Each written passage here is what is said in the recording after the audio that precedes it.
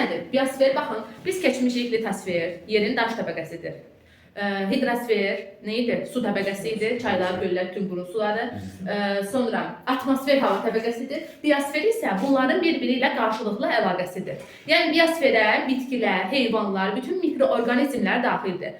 Məhz bu bitkilər də, heyvanlar da, mikroorqanizmlər də həm yerin aşağı təbəqəsində, məsəl üçün torpağın daxilində də var, atmosferin üst qatlarında da, aşağı hissələrində də var, atmosferin, məsəl üçün quşlar uçur yuxarı hissələrdə, bu atmosferdə və bütün hidrosferi əhatə edir, suda da var. Yəni biosferin mənası nə deməkdir? Bütün təbəqələr bir-biri ilə qarşılıqlı əlaqədədir. Biosfer budur. Biosfer ən axırıncı yaranan təbəqədir. Yəni ki, ən yeni təbəqə hansı oldu? Biosfer oldu. Bu deməkdir ki, əvvəlcə birinci litosfer yaranıb, yer təbəqəsi yaranıb, sonra atmosfer yaranıb, hidrosfer yaranıb, sonra axırda bunların nəticəsi olaraq, sonda olaraq yaranıb biosfer. Biosferin də özünün yaranma ardıcılıqları var. Yəni hər dövrdə necə ki litosferin keçdiyi eralar var, həmin eralarda da məhz biosferə aid xüsusiyyətlər yaranır. Biosferin ən yeni yaranan, ən təzə yaranan da arxa və proterozoy. Baxın biz nə demişdik? Kriptozoy və fanerozoy idi. Kriptozoy gizli həyat idi. Fanerozoy isə nə deməkdir? Aşkar həyat. Kriptozoy olmağının səbəbi nə idi?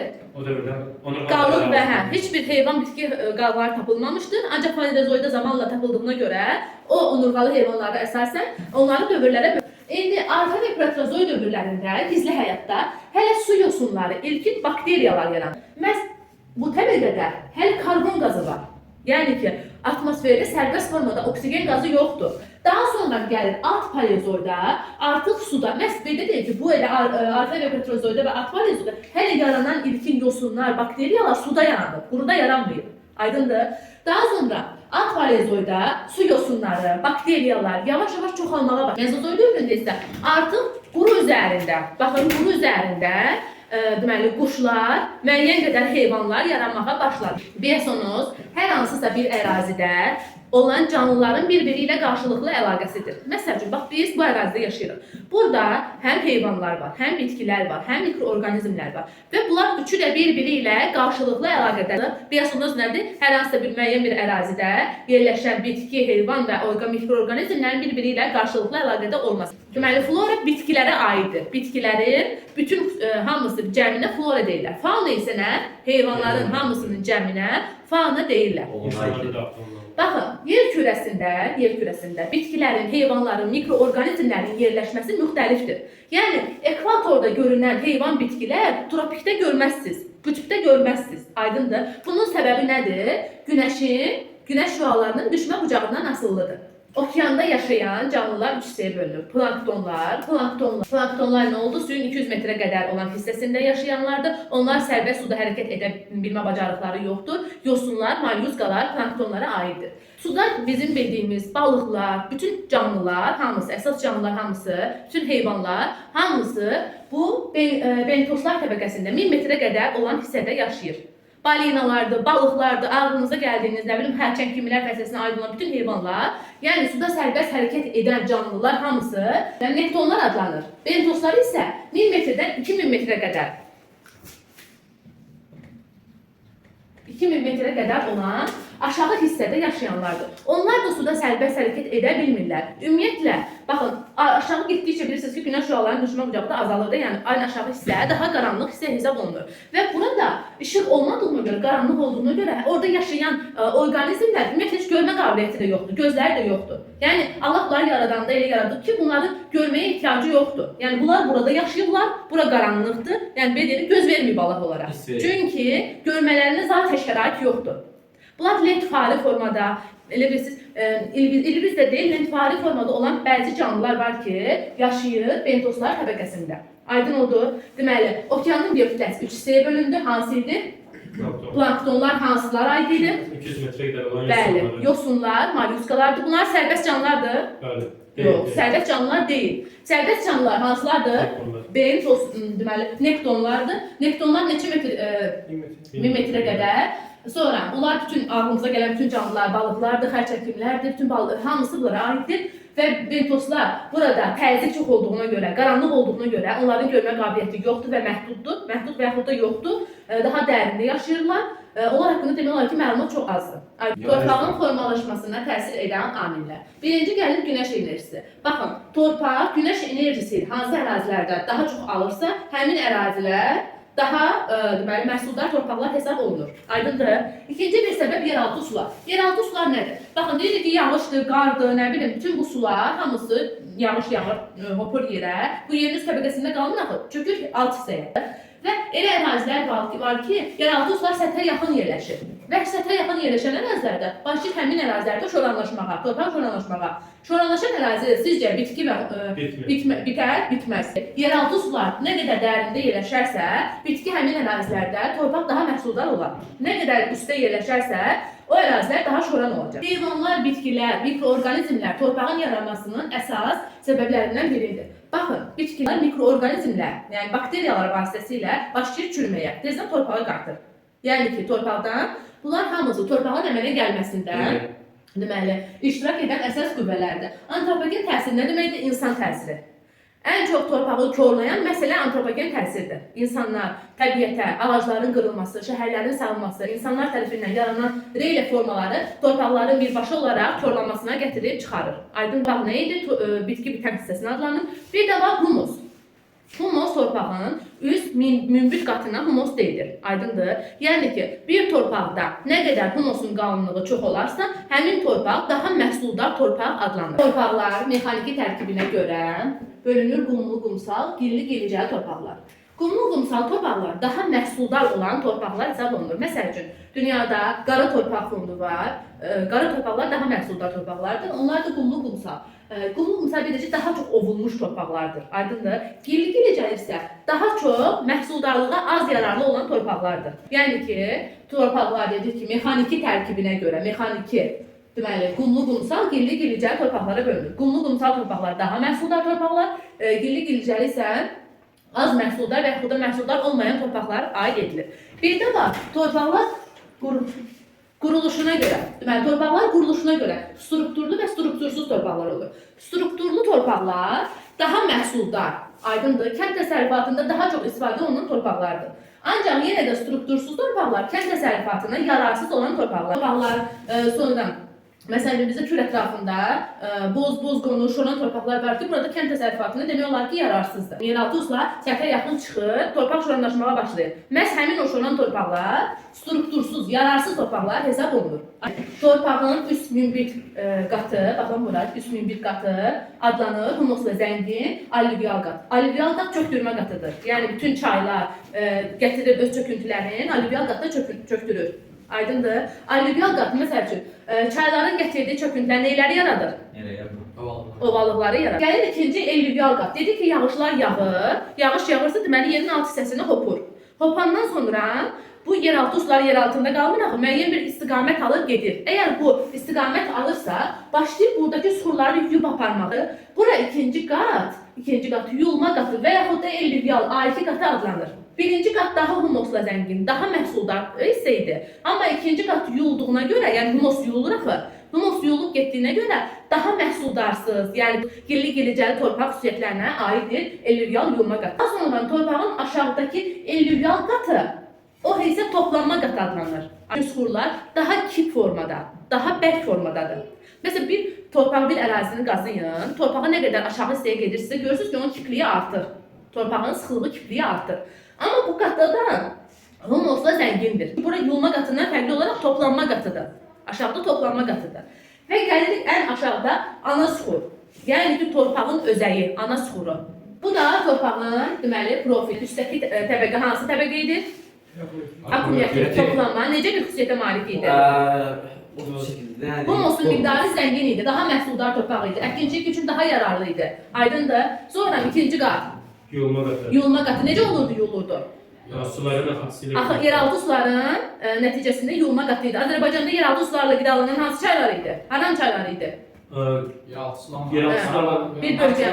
Xeyr, Naxçıvanda bir dənə demişdim ki, arpa çay idi. O da Qarabağ vulkanik yaylasından başlayırdı. Qarabağ vulkanik yaylasından başlayan Tərtər çay, Köndələn çay, bunlar hamısı qidalanırdı yeraltı sularla. Niyə görə Kiçik Qafqazda yeraltı sularla qidalanır? Kiçik Qafqazda. Niyə görə? Çünki Kiçik Qafqaz vulkanik ərazidir, vulkan püskürən ərazidir. Vulkanik suxurlarda suyu öz aşağılarına çəkə bilir.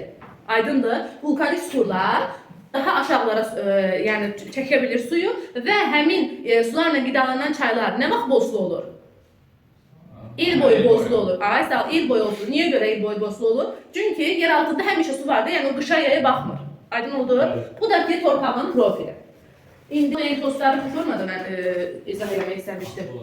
Baxın, 200 metrə qədər yaxşı işıqlanan zonada planktonlardır, baxın, yosunlardır. Bu kiçik formada ondan sərbəst hərəkət edə bilməyənlər. 1000 metrə qədər olan zəif işıqlanıb, amma bütün balıqlar hamısı burada yaşayırdı. Sonra 3000 metrdə isə bentoslardır, qaranlıq sahədir. İndi torpaqlar haqqında danışacağıq. Torpaqlar ekvatordan qütblərə doğru getdikcə torpaqlar dəyişirlər. Yəni dedim ki, ekvatorda olan torpaqlar qütbdə və yaxud da subtropikdə və yaxud da səhrada eyni deyil. Birinci gəlirik ekvatorial iqlim qurşağında yerləşən torpaq tiplərindən. Ekvatorial və subekvatorial enliklərdə, qulaq asın. Ekvatorial və subekvatorial enliklərdəki torpaqlar qırmızı, sarı, ferrarit və laterit torpaqlardır. Sarı rəngdədir, qırmızı, sarı, qırmızıya çalır bu torpaq. Qırmızıya çalmasının səbəbi isə tərkibində olan dəmir maddələrinin çox olmasıdır. Yəni ki, bir torpağın tərkibində dəmir birləşmələri nə qədər çoxdursa, o torpaq rəngi qırmızıya və laterit rənginə çalır. Humusu miqdarı zəifdir. Niyə görə? Deyirəm ki, istilik və torpağın yaranması üçün deyirəm ki, istilik olmalıdır, rütubət olmalıdır, düzdür. Niyə görə torpaq ekvatorialda zəifdir? Çünki ekvatorial iqlim qurşağının xüsusiyyəti nə idi? İl boyu isti və rütubətli, il boyu yağış yağır. Aydındır? Bir əraziyə ki, il boyu yağış yağırsa, orada torpaq əmələ gələ bilər. Yuyulurdu, bu torpaq yuyulur və altdakı suxur qalır, üstə çıxır. Yəni laterit qırmızı rəng almasının səbəbi nədir? Üstdəki humus yuyulur, torpağın ana suxuru qalır üstdə. Bu da ana suxur nədir? Laterit rəngdədir, qırmızı rəngdədir. Ekvatorial və subekvatorial enlik. Ekvatorial enliyin torpaqları nə oldu? Qırmızı, sarı, ferrarit. Torpaqlar ekvatordan qütblərə doğru getdikcə rəngini dəyişir, formasını dəyişir, məhsuldarlığı dəyişir. Yəni, boz və boz qonur. Boz və boz qonur torpaqlar tropiklərin torpaqlarıdır. Məhsuldarlığı zəifdir. Burada əsasən düzən ərazilərdir, quru ərazilərdir, rütubət yoxdur. Bax, məsələn, Azərbaycanda düzən ərazilərdir. Qobustan, Abşeronda, Ceyrançöl, Acınoxurda məhz boz qonur torpaqlar geniş yayılır. Məhsuldarlığı zəifdir, çünki quraq ərazidir, suvarma şəraitində əkinçilik tətbiq olunur. Qəhvəyi torpaqlar isə subtropikin Aralıq dənizi, xatırlayırsınız da, Aralıq dənizi ölkələrində subtropik iqlim qurşağının Aralıq dənizi iqlim tipi yayılıb. Onların altında da məhz qəhvəyi torpaqlar geniş yayılıb. Tundra dileyli torpaqlar isə harda yaranır? Tundra subarktik iqlim qurşağında. Aydındır? Burada da yenə məhsuldarlıq zəifdir. Əsasən burada bir illik ot bitkiləri, yəni ki, müvəqqətidə yəni isti düşdü, yenə bir illik çıxırlar, soyuq düşəndə yenidən məhv olurlar. Bu cür bitkilər, bitki aləmiz kasıbdır, zəifdir, çünki inkişaf edə bilmir. Subtropik iqlim qurşağı birisi soyuq ərazidir. İqtidari torpaqlar isə arktik bölgələrdə buz altında qalan torpaqlara deyilir. Burada da həmçinin bitki və heyvanat aləmi məhduddur. Aydındır? Bu da torpaqlar haqqında. Beydnetlər nə demək? Beydnetlər arid denudasyon ərazilərdə yerləşən deməli torpaqlardır. Yəni ki, yararsız torpaqlardır. Kənd təsərrüfatına yararsızdır. Azərbaycanda, Qobustan, Abşeronda, Ceyrançöl, Acınoxurda, quraq ərazi, quraq iqlim şəraitində Beydnet torpaqları yaranır. Beydnet nə idi? Arid denudasyon relyef formaları. Yəni yararsız torpaqlardır. Təsərrüfat əhəmiyyəti yoxdur. Aydındır? Beydnetlər. İrriqasiya quraq ərazilərdə suvarmanın tətbiq olunmasıdır. Bax, məsəl üçün, adi bizim özümüzün yaşadığımız ərazi. Bilirsiniz ki, yayda biz öz tarlalarımızı suvarmaq üçün suvarmada istifadə edirik. Məhz bu irriqasiyadır. Yəni ki, kənd təsərrüfatında suvarmadan istifadə olunması, irriqasiya, əkin sahələrinin suvarılması irriqasiya adlanır. Elmlərdə çox düşürlər. Məsələn, deyirlər ki, Azərbaycan hansı hissəsində irriqasiya var? İrriqasiya nədir? Suvarmadır. Azərbaycan hansı ərazilərdə suvarma var? Düzən ərazilərin, düzdür? Kürə ovalığında, Samur Dəvəçidə, bu ərazilərdə suvarma əkinçiliyi tətbiq olunur. Yəni ki, yay aylarında burada suvarma tətbiq olunur. Yayda o qədər yağış yağmır ki, bunlar öz-özünə inkişaf eləsin. Kollektorlar vasitəsilə bu torpağın üst hissəsini yuyurlar, təmizləyirlər ki, şoran ərazi getsin. Azərbaycanda da bir sıra kollektorlar var. Aydındır? Və həmin kollektorlar birbaşa Xəzərə axıdılır. Torpağın üst hissəsi, şoran hissəsi yuyulur və başlayırlar. Yaratıcı tədbirlər nədir? Melorasiya. Melorasiya nə idi? Melorasiya, nə deyim? Əsəbləşdirmə. Biləm, mənim cavabını deyəcəm. Evet. Torpağa qulluq edirlər də. Bax, məsəl üçün, hər il taxıl əkmirlər, hər il bir ərazidə kartof əkmirlər, növbəli əkim sistemi. Bu növbəli əkim sistemi torpağın yenidən canlanmasına gətirib çıxarır. Məsəl üçün, həmin ərazidə meşə ehtiyatları ekirlər. Meşə ehtiyatı ekirlərsə torpaq bərpa olunmağa başlayır. Daha sonra ağacları qırmırlar. Bu məhz torpağa göstərilən xidmətlərdir. Aydındır? Rekultivasiya isə torpaq... Yox, torpaq... Bax, kollektor drenaj vasitəsilə torpaq yuyulur, rekultivasiya vasitəsilə isə torpağa başlayırlar, tezbə gübrələr verirlər, ona qulluq edirlər, aydındır. Məsəl üçün, təbii gübrələr, peyindən və yaxud da digər vasitələrdən istifadə edirlər. Nə bilim, bir sıra təsərrüfatla məşğulsunuzsa, orada bir sıra gübrələr tətbiq edirlər. Bu, rekultivasiyadır, torpağın yenidən bərpa olunması. Aydındır. İndi bir də var, dünyanın torpaq fondunda. Dünyanın torpaq fondunda hansı dövlətlərin ki, əraziləri genişdir, onların torpaq ehtiyatları daha zəngindir. Və məsəl üçün, ABŞ-dır, Rusiyadır, Kanadadır, Braziliya, Avstraliya kimi dövlətlərdə torpaq fondu genişdir. Amma elə ölkələr var ki, onlarda torpaq ehtiyatları məhduddur və üstəlik quraq ərazidə yaşayırlar. Və məsəl üçün, Ərəb ölkələri, Ərəbistan yarımadasında yerləşən Ərəb ölkələri. Bunlar inkişaf ediblər, yəni neft ehtiyatları var. Amma torpaq ehtiyatları məhduddur, çünki səhra əraziləridir. Və onlar başlayırlar məhz hidropon və kokopit üsulundan istifadə etməyə. Aydındır. Yəni, torpaq yoxdur da, bunlar necəsə təsərrüfatla məşğul olub öz sahələri genişləndirməlidir də. Baxın, hidropon nədir? Elə bir ki, plyopanın içində əkirlər o şəkilləri. Hazırda bəlkə görmüşsünüz də sahələrdə mən görmüşəm. Elə bir ki, ətrafı plyopanla bağlayırlar. Orada heç bir öz buxarında, öz suyunda. Necə? Bəli, panik üsulu kimidir. Becərilir, heç bir alaq falan da çıxmır, əlavə ot bitkiləri çıxmır və bu cür məhsuldarlıqda öz yerli təsərrüfatlarına məşğul olurlar. Bir də var, kokopit. Kokopit əsasən İsrail dövlətinə məxsusdur. Baxın, hidropon üsulu ərəb ölkələrinə, Küveytli, Birləşmiş Ərəb Əmirlikləri, Səudiyyə Ərəbistana, İsrail isə kokopitdir. Kokopit nədir? Kakos. Xeyr, kakos görmüsünüz? Şəkildə də olsa, kakosun üst hissəsi görmüşsünüzsə toz qara elə bir onun sıxılmış forması. Bu torpaq deyil. Deməli, onun sıxıldılmış formasını belə kərpiç formasına gətirdirlər. Hər hansı bir yerdə əkmək üçün, nə üçün əkəndə onu açırlar, tökürlər və orada əkirlər. Çox məhsuldar, torpaq deməyim də məhsuldarlığı yüksəkdir və bundan deməli kənd təsərrüfatında istifadə edirlər. Yəni bu alternativ torpaq adlanır. Aydındır? Yəni fakt real torpaq deyil, torpağı əvəz edən deməli hidropon və kokopit. Kokopit hansı ölkəyə aid oldu? İsrail. Bunlar isə ərəb ölkələrinə, Səudiyyə Ərəbistan, Küveytdir, Qətərdir, bu kimi dövlətlərə aiddir. Coğrafi təbəqə nədir? Baxın, bu şəkildə də gördüyünüz kimi, coğrafi təbəqə atmosfer, hidrosfer, biosfer və litosferin bir-biri ilə qarşılıqlı əlaqəsidir. Aydındır? Deməli, məsəl üçün, yağış yağır, bitkilər qidalanır. Bitkilər haradadır? Litosferin üst təbəqəsində. Torpaqla qidalanırlar. Torpaq bitkilərlə oksigen qazı ifraz edirlər. Orada başlayır heyvanlar, yəni oksigenli insanlar oksigenlə qidalanmağa və bu cür bir-biri ilə qarşılıqlı əlaqədədir. Coğrafi təbəqə nə idi? Bir-biri ilə qarşılıqlı əlaqədə olan komponentlər sistemi. Yerin əsas deməli enerji mənbəyi günəş enerjisi və yerin daxili enerjisidir. Yer üzərində olan bütün süxurlar bir-biri ilə dövr edir. Baxın. Bax, burada görürsünüz ki, maqmatik, yəni vulkan püskürməsi nəticəsində maqmatik süxurlar əmələ gəlir. Yəni, püskürülmüş süxurlar, maqmatik süxurlar gördünüz. Maqmatik süxurlar zaman keçdikcə aşınır. Yəni, eksogen qüvvələr nəticəsində bunlar başlayırlar aşınmaya məruz qalır. Xırdalanır, ovulur, belə deyək də. Ovulur və çökmə süxurları əmələ gəlir. Düzdür? Çökmə süxurlar da, nə demişdik? Yüksək temperatur və təzyiq şəraitində metamorfik, qranit qneyzə çevrilməsi demişdik litosfer bölməsində. Qranitin qneyzə çevrilməsi. Metamorfozlaşır, süxurlar dəyişir, bir haldan başqa hala keçir.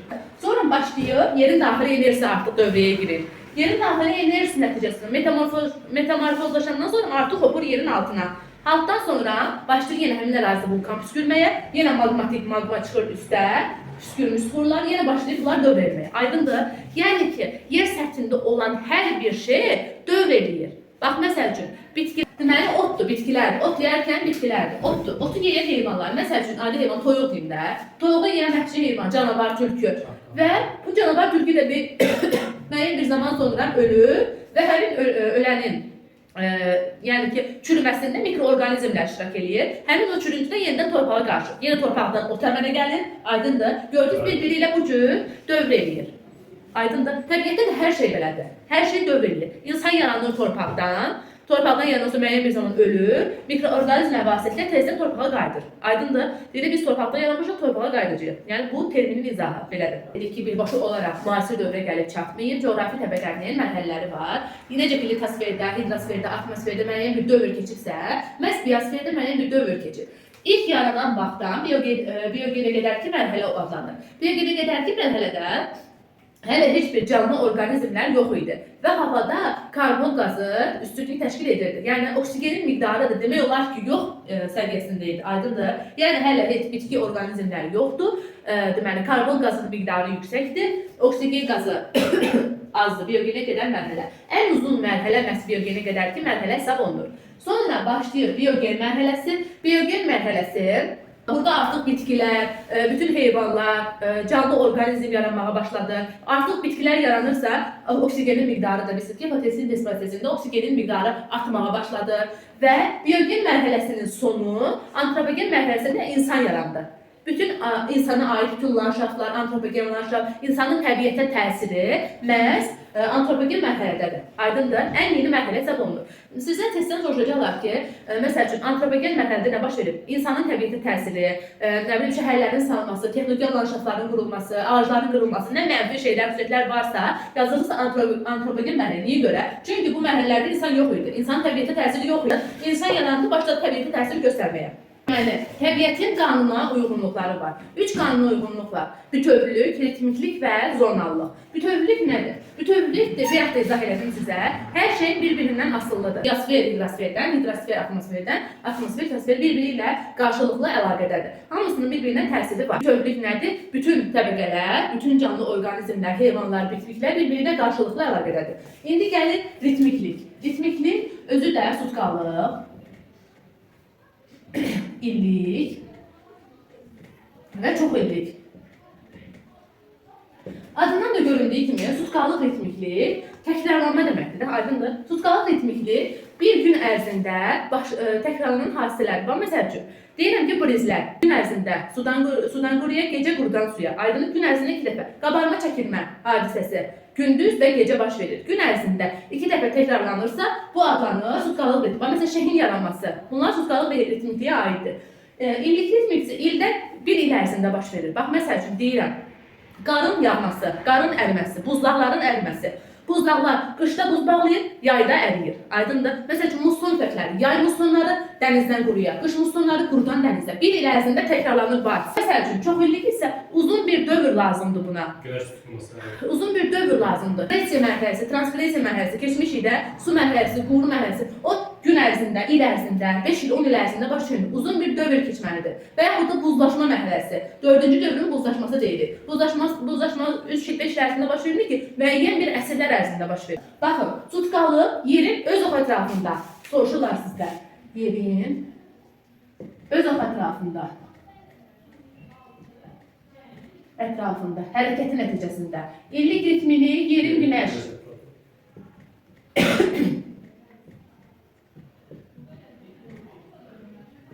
Yerin günəş ətrafında hərəkətində. Çox illik isə yerin 66,5 milli olmasının nəticəsində yaranır. Qanunlar hansıları idi? Olacaq bütövlülük, ritmiklik, bir də zonallıq. Zonallıq isə üfüqi zonallıq ekvatordan qütblərə doğru, deməli, landşaftın bir-birini dəyişməsidir. Baxın, deyirəm ki, bax burada qütb səhraları, qütbdə. Biraz aşağı gəlirik tundra, biraz aşağı gəlirik iynə yarpaqlı. Yəni ki, biraz aşağı gəlirik qarışıq meşə, göl yarpaqlı meşə. Qütbdən ekvatora doğru gəldikcə artıq landşaft bir-birini əvəz edir. Və yaxud da ekvatordan qütblərə doğru getdikcə landşaft bir-birini əvəz edir. Ekvatordan olan ekvatorial meşələr artıq tropikdə səhralara keçir. Sonra başlayır qəhvəyi meşələr, deməli qəhvəyi torpaqlar, qarışıq meşə. Görürsünüz bir-birini dəyişir. Aydındır? Üfüqi zonalıq, şanqri zonalıq isə dağın ətəyindən zirvəsinə doğru landşaftın dəyişməsidir. Bax, məsəl üçün, dağın ətəyində olur qarışıq, sonra iynə yarpaqlı, sonra tundra, sonra meşə tundra. Üfüqi zonalıq ekvatordan qütblərə, şanqri zonalıq isə dağın ətəyindən yuxarı qalxdıqca landşaftların bir-birinin dəyişməsidir. Bir də var, introzonalıq. İntrozonal landşaft. İntrozonal landşaft isə Bir əraziyə xas olmayan relief forması. Səhrada görmüsünüz oazislər. Elə bil ki, vahə formasında. Yeraltı su üstə çıxıb bir gölməçə əmələ gətirib. Aydındır, səhralarda vahələr. Bu ərazidə olmalı deyil də. Yeraltı su üzə çıxıb. Azərbaycanda Kür ətrafında Tuqay meşələri var. Tuqay meşələri yeraltı suların səthə çıxması nəticəsində yaranır. Əslində orada meşə olmalı deyil. Çünki yarım səhradır. Yarım səhra quraq iqlimdirsə, orada meşə olmalı deyil. İntrozonal odur ki, yeraltı su səthə çıxıb, introzonal. Yəni nə deməkdir? Əksi, introzonal mən sizə demişdim, Talış dağlarını keçən normalın əksi olaraq buraya aid olmayan bir relief forması, landşaft forması burada özünü göstəribsə, adlanır introzonal landşaft. Coğrafi təbəqə deyərkən, mən sizə bunu deyim, coğrafi təbəqə deyərkən, baxın, litosferin bentoslar olan hissəsinə qədər, yəni 2000-3000 metrə qədər bütün hidrosfer və biosfer, bir də ki, atmosferin ozon təbəqəsinə 2000 metr hündürlüyünə qədər, bunlar hamısı coğrafi təbəqəyə aiddir. Aydındır. 3000 metrdən aşağı, nə də ozon təbəqəsindən yuxarıda vardı termosfer təbəqəsi falan. Onlar heç biri coğrafi təbəqəyə aid deyil. Bəli, canlı yoxdur. Məsələn, ozon təbəqəsində də canlı yoxdur. Amma ki, orada müəyyən miqdarda oksigen varsa, əgər bir ərazidə oksigen varsa, deməli orada canlı yaşama ehtimalı var. Bəlkə də mikroorqanizmlər var. İnsanlar tapa bilməyib bunu. 3000 metrdən aşağı artıq sıxlıq o qədər çoxdur ki, qaranlıq işıq yoxdur ki, orada canlı yaşaya bilməz. Aydındır, coğrafi təbəqə, yəni bu 3 təbəqənin, bütün ərazinin bir-biri qarşılıqlı əlaqəsidir. Ümidvarım başa düşdünüz. Bəli.